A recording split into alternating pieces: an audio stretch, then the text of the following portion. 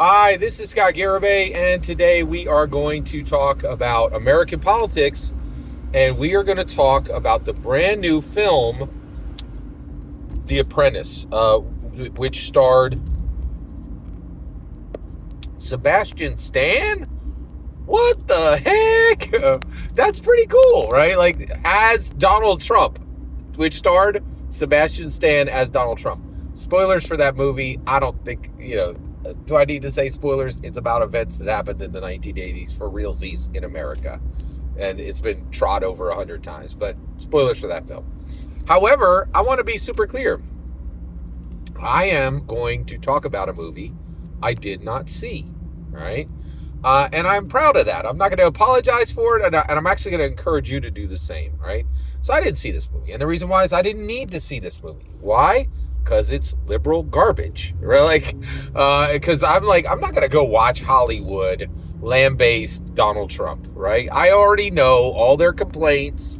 I already know they're not that original. They're using the same tired insults they've been using for 10 years, right? And so, I'm not, no thanks, right? I'm not going to go see this garbage film, right? Which, in my opinion, is used to lambaste a political figure and is being released to win points in the general. This is political speech that is trying to legitimately, using free speech, right, move the election. It's trying to give Kamala Harris points in the general.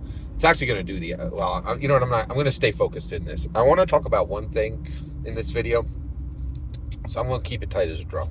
Thank you guys. And actually, the other point that I was thinking, I might do that as another video, but I don't like to I'm getting better at these where I'm like, hey, let's stay focused. Okay. All right. So first of all, I want to talk about this idea of being able to, I actually believe you can review a movie without seeing it. Okay. And the reason why is I don't think people understand what's happening with media today. I don't think they understand at all what's really happening with media. There's this powerful, incredibly powerful change that is happening with media right now, right? And that is, let's talk, here's a good example, a really good example. Deadpool and Wolverine, right? Now, I saw that movie, but let's say I didn't see that movie. Could I review it? Absolutely. And the reason why is I have seen a ton of content on that film. One, I'm going to see, I have been hearing coverage of that movie for a year and a half. I literally know spoilers from the script months before anybody else does because of the channel I listen to, right? In addition to that, I saw Hot Ones, and before the movie, I watched Hot Ones with Hugh Jackman and Ryan Reynolds, right? And that movie is an experience. Deadpool and Wolverine is an array of products that I can buy, that I have bought. It's experiencing interviews from the cast weeks before it comes. It's hearing coverage of the movie years, literally 2 years before that movie came out. I was listening to coverage on it, right? So I had a great time with Deadpool and Wolverine and enjoyed a ton of content from Deadpool and Wolverine before I ever saw the film, right? So the film is just one way of experiencing Deadpool and Wolverine. That is important to understand, right? It is a central and very key part of it, but it's only one part, right? The experience is only one, and increasingly, right? You're an absolute fool chumpty, right? And you could kick rocks if you think that the thing is the thing. The thing is not the thing. The thing is 1,000 vectors of content and experience and sensation and emotion and memory. If you think the thing is a thing, you can kick rocks and you are a ridiculous fool, and no one should ever listen to you about anything, right? That is an antiquated, ridiculous idea, right? So we're about to talk about a movie I never saw, right? Now, first of all, what qualifies me to talk to you about this movie? So one, I can tell you right now, I know what they said in this movie because they're liberals and this is Trump, right? So it's just an absolute screaming, screaming, very upset rant about Trump that contains the same insults they've been throwing at him for 15 years. Nothing new. Not 15 years, 10, right? Actually, it might not be 10. I think he's really only been on the scene for 8, right? So, which is pretty astounding, right? on the scene. Like, he's been around. You know what I mean. Anyway, let's keep it moving. All right, so it's liberal garbage about Trump. So it's going to be filled with lies. It's going to be completely very vexed, upset, and like fraught, right? Like, because they're hot. Liberals are outrageously emotional about Trump. They don't get more emotional about anything else. Like, their hatred for him is stronger than their love for anything else. It's incredible, right? Second, I listen to Fish Jelly. So let's talk about Fish Jelly. So Fish Jelly are these guys who do all spoiler reviews. They're a huge part of my life right now, right? And they have been for a couple of years. I love movies, right? And I see a good bit of movies, but there's movies I can't go see. Now, what are those movies I can't go see? The movies I really can't go see are, I can't see every horror movie. I'm an evangelical Christian. It just wouldn't be healthy. I don't think it would be healthy for my intellectual, emotional, and spiritual state, right? The other thing is there's a lot of romance films that I'm like, I'm not driving to the theater, going to watch a movie about a romance and then drive back. Like, I'm not doing all that, right? So, but I want to experience all movies, and these guys allow me to do that. They cover literally 90% of what's released, right? And they do full spoiler reviews. And they did a fantastic spoiler review telling everything that happened in The Apprentice. So I want to talk about it, okay? So really, what's really fascinating is this is the story of how Donald Trump became the number one individual real estate holder in New York City in the 90s, right? And I did not know this because anything good, the media never tells you about Trump. It's always bad, right? And by the way, I don't know if you guys saw this. I'll just throw this into this one. I'm sorry, I'm trying to stay focused, but I got to throw this one in. I think it was one of the major networks. It was CBS, okay? CBS 60 Minutes, okay? They actually asked a question to Kamala Harris. She gave complete word salad. Now, I get confused. I get accused of word salad. I don't word salad. Like, I really don't, right? Basically, I say a lot of things that people don't have any idea what I'm talking about because they don't understand the freight in the words I'm using, right? And they're like, word salad. I'm like, no, it's that you don't understand the words I'm saying, right? Like, it's like you're a kindergartner listening to a physics professor, right? You know, like, you just don't understand the words I'm saying, right? But she legitimately word salad on basically on an Israel question, right? And just like could not get her feet, right? So then they edited it so that they had the question, and then they edited it so that she gave a really concise, solid, strong answer, which wasn't even to the question they asked, and was later in the interview. And they got caught red-handed doing it, right? Because they had an edited version and they had a longer version, and they got caught red-handed, right? And where we are right now is every mainstream media source is trying to win this election for Kamala Harris. There isn't even a pretend. There isn't even the pretend of a, there's no pretending that there is any, they're not even pretending anymore that, that there's any objectivity. The mainstream media doesn't even pretend there's objectivity. And frankly, honestly, what they did, in my humble opinion, I actually think that was kind of election rigging. I literally think that is abominable and highly unethical, right?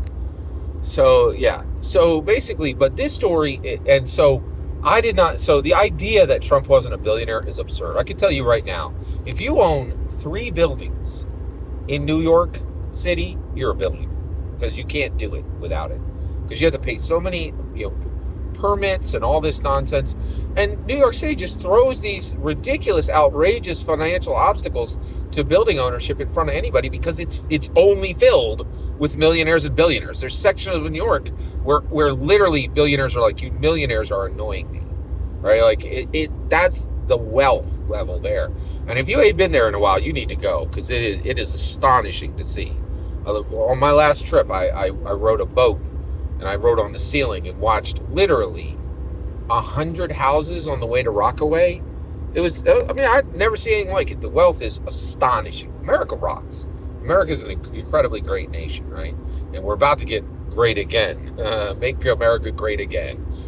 Oh my gosh, can you imagine seeing me saying MAGA? Like I stumped for for Andrew Yang in 2020 and Vivek Ramaswamy in 2024, but now I'm a MAGA guy, and it's where we land, right? You have a terrible crime committed against you, suddenly you're going to be for Trump too. That's how it happens, in case you're aware. If you're fortunate that you haven't been hit with crime and you're still like, oh, Kamala, wait till crime hits you, right? Wait till crime hits you. Then you'll be right where I am, okay? Because I can't wait to punish the Democrats. Cannot wait to vote out Kamala Harris and Biden. Cannot wait to punish the Democrats of this nation. Cannot wait to punish them for the last 4 years. And that's what my vote will be. It will be a punishment of every Democrat in this country, right? And so that's where we're at, okay? So what is the point of this film? What is the message of this film, in my humble opinion? So, and by the way, it's really about Roy Cohn and Donald Trump, right? And I think the message of this movie, okay, here we go. You've ridden this long with me on this narrative train. Let's arrive at the station. All right. The point of this movie is it is making this statement, in my humble opinion. If you are rich and white in America, it doesn't matter if you're male or female. If you are rich, white, and smart in America, you will absolutely never be convicted and you will never receive justice for your crimes. You might get a slap on the wrist, you might get a disadvantage, but you will never receive justice. America simply does not punish rich, white Americans. They just don't do it. America will not bring the justice system to bear on on wealthy white Americans. They simply will not do it. Right? I'm sorry. Let me say this correctly. Rich, wealthy, smart Americans. If you're dumb and you make the wrong choices, like the Mendez brothers, yeah, you're going to go to jail. Right? Like, so you have to be wealthy, white, smart, and American. That's it. Now here's the part where you're like, oh, Scott, well, tell us why that's wrong. It's not wrong. So right now, this is far. That is, okay, now let me be super clear. I'm not saying how things should be. I'm saying how they are, okay? And actually, maybe I am saying how things should be. So first of all, I'm not white. I'm Basque and Matapanai, okay? So I'm not white, right? So I don't get this privilege, right? Nor am I wealthy. And some people would argue that I'm smart. I am smart. That would you could argue that, but I know I'm smart, right? Okay, so I have objective evidence of that, right? And that one's not up for debate, but I'm definitely not wealthy, and I'm definitely not white. Okay. Although some people debate even that. Like, I'm like, oh, okay, man, people come at you in the comments, right? But I do invite it. So, all right, I invite. If you have a civil discourse and you want to disagree with me, or even accuse me, you can even accuse me of something, as long as you do it in a civil tone, right? Like, and we have a conversation. I just don't want. I already have my rules set. Like, go to my channel specifics playlist, and now I'll tell you what will get banned. Anyway, let's keep going here. All right. Okay. So that's what they're saying. They're saying if you're wealthy, you're white, you're smart, and you're American, you will never face justice. You will never receive the full wrath of the justice system for what you did and what you actually deserve. Okay. Now, is that wrong? It's an interesting question. I'm not sure that's wrong. And here's why. Okay. One, it's what America has chosen. We choose this, right? People are like, oh, hey, everybody, America's against people owning guns, and therefore very reasonable gun restrictions. Oh, are they? Well, why don't they just vote in people who will put in those gun restrictions? Oh, they haven't done that? Because you're your little poll that said that they were for it really is it's a bunch of bunk, and they're not against it, and they're not. Yeah, and so the reality is, what are the American people for, right? You could take all your polls, you could say the American people believe this, 90% of the American people believe this, 90% of bullcrap. You know what they believe in? They believe in the laws they vote for. We have the laws that America wants right now. They voted for the people to put these in, right? The reason abortion is extremely difficult to get in half the states in America now is because America wanted that, right? We voted it in. They knew Donald Trump would put in the right judges, right? We have the laws we want, right? Like, America is not for reasonable gun restriction. America's like, guns, let's keep them. Nobody takes them. You can claw them out of my dead hands. I will keep the weapons to slay a tyrant. That's what America is saying every day. That's why we have all these terrible things happen with, and people are like, why don't we control this? And the reason why is we're never going to have a Putin. You roll up like a Putin in America? Slick. Done. Donezo. You're gone. Right? We don't put up with that. Russians do. They've been led by a tyrant who's making them do things. I don't think most Russians want to do that, but they can't find it to take care of the problem, right? In America, we take care of those problems, right? And we keep the equipment to make sure anybody on the block can do it. We're like, that is why it never changes. That's why and every time there's some horrible event, they roll out and go, oh, why doesn't this change? Because we take care of we will never be led by a tyrant. Joe down the street, 3 houses up, he's got the hardware to get it done. You understand what I'm saying? We don't suffer Putins in this nation. We take care of that. We do, right? We just saw it. There was a couple of guys who were like, oh, I don't like Trump. I don't think he's a good ruler. And they quite literally took their best shot, right? And their best shot wasn't good enough. They didn't get it done, right? And the reason why was, I believe he's protected by God, right? I don't believe for 1 second that Donald Trump is a Christian, okay? I'm not going to repeat, I've said it before, why Donald Trump is not a Christian. But I can tell you right now, Donald Trump is not a Christian. But he is the leader that God is choosing to put in right now. Because I think he wants young Americans to buy houses. And Trump is the path to do that. And that's why he protected him, right? I think political violence is wrong, right, if you don't have a tyrant in place. And I don't think that Trump is a tyrant, right? But let me say it this way. The political violence that created America and threw King George on his tuchus was correct, in my humble opinion. And I would have done the same thing, right? That political violence was worth what it earned, right? And that's the issue. No king in America, no tyrant in America. Donald Trump isn't a tyrant, okay? You can throw all these words you want, but he's not, right? Words have meaning. Words have consequence.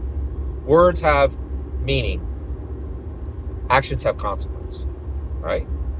All right. So here's the issue. America has said we will not allow wealthy, white, smart Americans to suffer justice.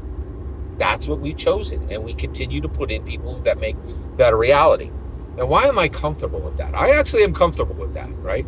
1, because the American people have chosen it. 2, it's incredibly progressive. One of the strangest things that ever happened, and thanks for staying with me on that. I'm going long on this, and I appreciate your patience, okay? But I'll say this now. It was O.J. Simpson. It's really wild. He got counted in, and he got the same treatment as a wealthy, white, smart American. So we're extending this privilege to others. And everybody goes along with this because they're like, I will be a wealthy, white American, a wealthy, white, smart American, or I'll get counted in. And that's what O.J. Simpson proved, is that there's a path to be counted in.